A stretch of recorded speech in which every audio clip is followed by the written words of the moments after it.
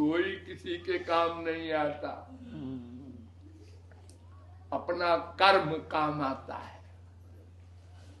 तुमने जो धर्म किया है, दान किया है, पुण्य किया है, भक्ति की है, वो साथ देगी और कोई नहीं देगा। 1000 हो। धृतराष्ट्र ने कहा मेरे 100 पुत्र और गुणवान बलवान, सब उनके अंदर विशेषताएं, और सब मर गए और मैं बूढ़ा अंधा जिंदा हूं। ने कहा मैं श्री कृष्ण से पूछूंगा, हम जानते हैं वो भगवान है। उनसे पूछा कि हमने कौन सा पाप किया था महाराज? अरे एक पुत्र तो कम से कम बचता। उन्होंने कहा कि तुम्हें पिछले कितने जन्मों का याद है? उन्होंने कहा 4 जन्म का।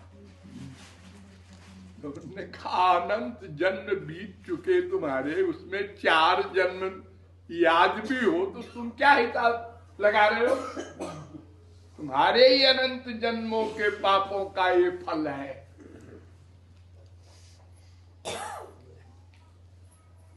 भगवान गलत फैसला नहीं करते। जो मूर्ख लोग कहते हैं पड़ोसी के 8 बच्चे थे, 9वां हो गया, मेरा एक ही था, क्यों छीन लिया?